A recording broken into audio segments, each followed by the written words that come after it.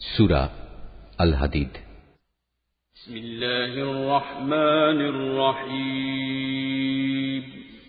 রহমান রহিম আল্লাহ তাআলার নামে। আকাশমণ্ডলীয় পৃথিবীতে যা কিছু আছে তার সবকিছুই আল্লাহ তাআলার পবিত্রতা এবং মাহাত্ম্য ঘোষণা করে। তিনি মহাপরাক্রমশালী ও প্রজ্ঞাময়। আসমান সমূহ ও জমিনের সার্বভৌমত্ব তাঁরই জন্য। তিনি জীবন দান করেন, তিনি মৃত্যু ঘটান। তিনি সব কিছুর উপর চূড়ান্ত ক্ষমতাবান। তিনি আদি, তিনি অন্ত, তিনি প্রকাশ্য, তিনি অপ্রকাশ্য এবং তিনি সর্ববিষয়ে সম্যক অবহিত। তিনি হচ্ছেন সেই মহান সত্তা যিনি 6 দিনে আসমান সমূহ ও জমিন সৃষ্টি করেছেন। অতঃপর তিনি তার আরশে সমাসীন হন। তিনি জানেন যা কিছু এ ভূমির ভেতরে প্রবেশ করে, আবার যা কিছু ভূমি থেকে বেরিয়ে আসে। আসমান থেকে যা বর্ষিত হয় তা যেমন তিনি জানেন, আবার আসমানের দিকে যা কিছু ওঠে তাও তিনি অবগত আছেন। তোমরা যেখানেই থাকো না কেন তিনি তোমাদের সাথেই আছেন। তোমরা যা কিছু করছো আল্লাহ তাআলা তার সব কিছুই দেখছেন। আসমান সমূহ ও জমিনের সার্বভৌমত্ব তাঁর জন্য, কারণ প্রতিটি বিষয়ে তাঁর দিকেই ফিরিয়ে নেওয়া হবে। তিনি রাতকে মিশিয়ে দেন দিনের সাথে, আবার দিনকে মিশিয়ে দেন রাতের সাথে। তিনি মনের কোণে লুকিয়ে থাকা বিষয় সম্পর্কেও সম্যক অবগত রয়েছেন। হে মানুষ, তোমরা ঈমান আনো আল্লাহ তাআলা ও তার রাসূলের উপর।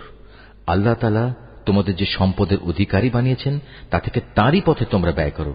অতঃপর তোমাদের মধ্যে যারা ঈমান আনবে এবং আল্লাহর নির্ধারিত পথে অর্থ ব্যয় করবে, জেনে রেখো তাদের জন্য রয়েছে এক মহা পুরস্কার। তোমাদের একই হল, তোমরা কেন আল্লাহর উপর ঈমান আনছো না? বিশেষ করে যখন স্বয়ং আল্লাহর রাসূল তোমাদের ডাক দিয়ে বলছেন তোমরা তোমাদের মালিকের উপর ঈমান আনো, এবং তিনি তো এ মর্মে তোমাদের কাছ থেকে প্রতিশ্রুতিও আদায় করে নিয়েছিলেন।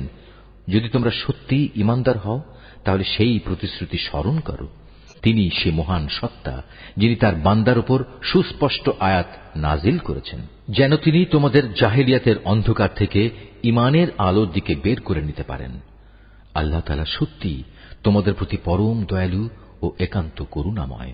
তোমাদের একই হল, তোমরা কেন আল্লাহর পথে অর্থ ব্যয় করতে চাও না, অথচ আসমান সমূহ ও জমিনের সব কিছুর মালিকানা এক আল্লাহ তাআলার জন্যই। তোমাদের মধ্যে তারা কখনো একই রকম মর্যাদার অধিকারী হবে না যারা বিজয় সাধিত হওয়ার আগে আল্লাহর পথে ব্যয় করেছে এবং ময়দানে সংগ্রাম করেছে। তাদের মর্যাদা ওদের তুলনায় অনেক বেশি যারা বিজয় সাধিত হবার পর আল্লাহর পথে অর্থ ব্যয় করেছে এবং জিহাদে অংশগ্রহণ করেছে।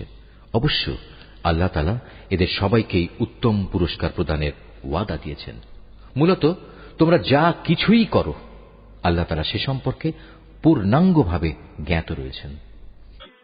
কে আছে যে ব্যক্তি আল্লাহকে ঋণ দেবে, এমন উত্তম ঋণ যার বিনিময়ে আল্লাহ তাআলা পরকালে তাকে কয়েক গুণ বাড়িয়ে দেবেন এবং তার জন্য থাকবে আরো বড় ধরনের পুরস্কার। যেদিন তুমি ঈমানদার পুরুষ ও ঈমানদার মহিলাদের এগিয়ে যেতে দেখতে পাবে, দেখবে তাদের সামনে দিয়ে এবং তাদের ডান পাশ দিয়ে নূরের এক জ্যোতিও এগিয়ে চলছে। এ সময় তাদের উদ্দেশ্যে বলা হবে, আজ সুসংবাদ তোমাদের জন্য।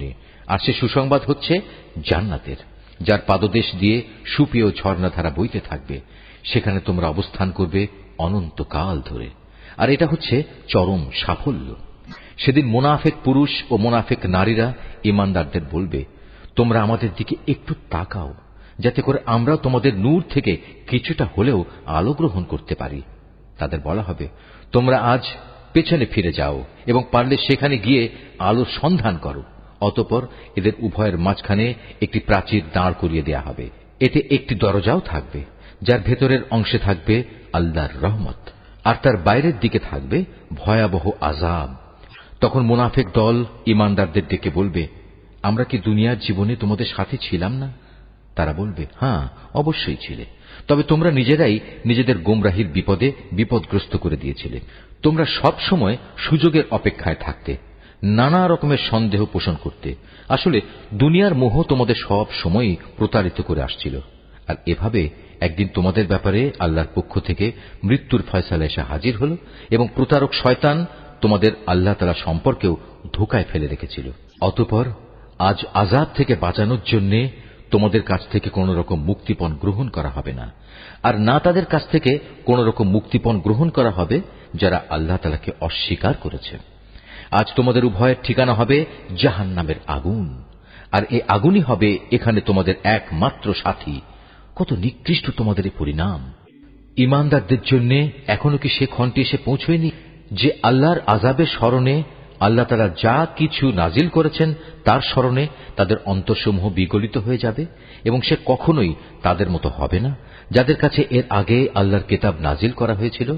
অতঃপর তাদের উপর এক দীর্ঘকাল অতিবাহিত হয়ে গেল, যার ফলে তাদের মনও কঠিন হয়ে গেল। এদের মধ্যে এক বিরাট অংশই নাফরমান থেকে গেল। তোমরা জেনে রেখো, আল্লাহ তাআলাই এ ভূমিকে তার মৃত্যুর পর পুনরায় জীবন দান করেন। অবশ্যই আমি আমার যাবতীয় নিদর্শন তোমাদের জন্য খুলে খুলে বর্ণনা করেছি, যাতে তোমরা অনুধাবন করতে পারো। যেসব পুরুষ ও নারী অকাতরে আল্লাহর পথে দান করে এবং আল্লাহকে উত্তম ঋণ প্রদান করে, তাদের সে ঋণ আল্লাহ তাআলার পক্ষ থেকে বহু গুণ বাড়িয়ে দেওয়া হবে। উপরন্তু তাদের জন্য থাকবে আরো সম্মানজনক পুরস্কার। আর যারা আল্লাহর উপর ঈমান এনেছে তার রাসূলের উপর, তারাই হচ্ছে যথার্থ সত্যবাদী, যারা তাদের মালিকের সামনে সত্যের পক্ষে সাক্ষ্য দান করবে। তাদের সবার জন্য রয়েছে তাদের মালিকের পক্ষ থেকে পুরস্কার এবং তাদের নিজেদের নূরও, যা তাদের সাফল্যের প্রমাণ বহন করবে।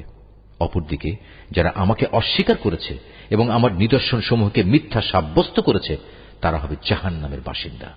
তোমরা জেনে রাখো, এ পার্থিব জীবন খেলাধুলা, জাঁকজমক প্রদর্শন, পরস্পর অহংকার প্রদর্শনের প্রতিযোগিতা, ধন সম্পদ ও সন্তান সন্ততি বাড়ানোর চেষ্টা সাধনা ছাড়া আর কিছুই নয়। এ যেন আকাশ থেকে বর্ষিত এক পশলা বৃষ্টি, যার উৎপাদিত ফসলের সমাহার কৃষকের মনকে খুশিতে ভরে দেয়। অতঃপর সে ফসল ঘরে তোলার উপযোগী হলে একদিন তা শুকিয়ে যায় এবং আস্তে আস্তে তুমি দেখতে পাও তা হলুদ রং ধারণ করতে শুরু করেছে। তারপর তা অর্থহীন খড়কুটায় পরিণত হয়ে যায়। কাফেরদের জন্য পার্থিব জীবনের চেষ্টা সাধনা এমনই এক অর্থহীন কর্মকাণ্ড ছাড়া আর কিছুই নয়। আর পরকালের জীবনে তাদের জন্য থাকবে কঠোর আযাব এবং ঈমানদারদের জন্য থাকবে আল্লাহর পক্ষ থেকে তার ক্ষমা ও সন্তুষ্টি। সত্যি কথা হচ্ছে, দুনিয়ার এ জীবন কতিপয় ধোঁকা প্রতারণার সামগ্রী বই কিছুই নয়। অতএব এসব অর্থহীন প্রতিযোগিতা বাদ দিয়ে তোমরা তোমাদের মালিকের পক্ষ থেকে সেই প্রতিশ্রুত ক্ষমা ও চিরন্তন জান্নাত পাওয়ার জন্য এগিয়ে যাও। এমন জান্নাত যার আয়তন আসমান জমিনের সমান প্রশস্ত, তা প্রস্তুত করে রাখা হয়েছে সেসব মানুষদের জন্য যারা আল্লাহ তাআলা ও তার পাঠানো রাসূলের উপর ঈমান এনেছে। মূলত এ হচ্ছে আল্লাহ তাআলার এক অনুগ্রহ। যাকে তিনি চান তাকেই তিনি এই অনুগ্রহ প্রদান করেন। আর আল্লাহ তাআলা হচ্ছেন মহা অনুগ্রহশীল। সামগ্রিকভাবে গোটা দুনিয়ার উপর কিংবা ব্যক্তিগতভাবে তোমাদের উপর যখনই কোনো বিপর্যয় আসে, তা সংঘটিত হওয়ার বহু আগেই তার বিবরণ একটি গ্রন্থে লিখে রাখা হয়েছে। আর আল্লাহ তাআলার জন্য এ কাজ অত্যন্ত সহজ।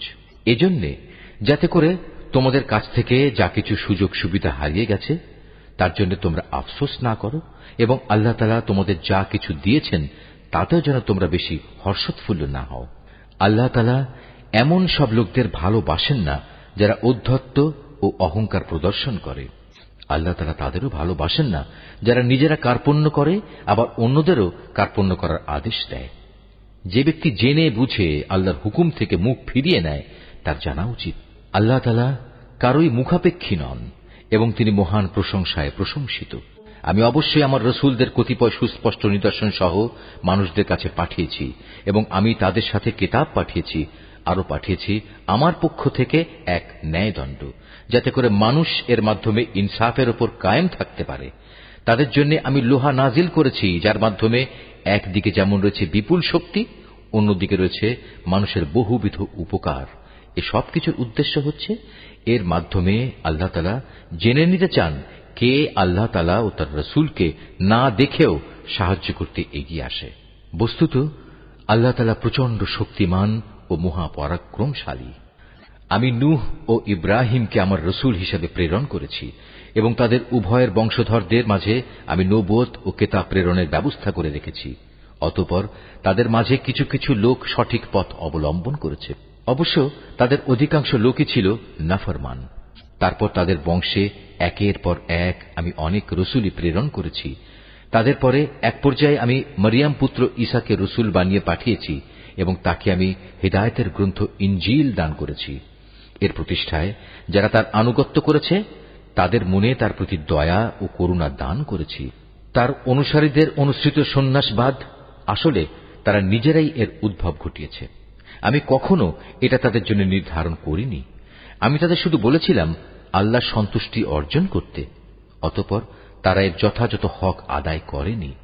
তারপর তাদের মধ্যে যারা ঈমান এনেছে তাদের আমি যথার্থ পুরস্কারই দিয়েছি, কিন্তু তাদের অধিকাংশ লোকই ছিল নাফরমান।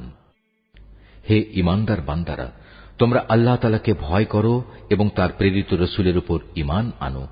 এর ফলে আল্লাহ তাআলা তোমাদের দ্বিগুণ অনুগ্রহে ভূষিত করবেন। তিনি তোমাদের জন্য স্থাপন করবেন সেই আলো যার সাহায্যে তোমরা পথ চলতে সক্ষম হবে। উপরন্তু তিনি তোমাদের যাবতীয় গুনাহ খাতা মাফ করে দেবেন। আল্লাহ তাআলা ক্ষমাশীল ও পরম দয়ালু। আহলে কিতাবরা যেন এ কথাটা ভালো করে জেনে নিতে পারে, আল্লাহ তাআলা সামান্যতম অনুগ্রহের ওপরও তাদের কোনো অধিকার নেই। যাবতীয় অনুগ্রহ সে তো সম্পূর্ণ আল্লাহ তাআলারই হাতে। তিনি যাকে ইচ্ছা তাকেই এ অনুগ্রহ দান করেন। মূলত আল্লাহ তাআলা সুমহান অনুগ্রহশীল।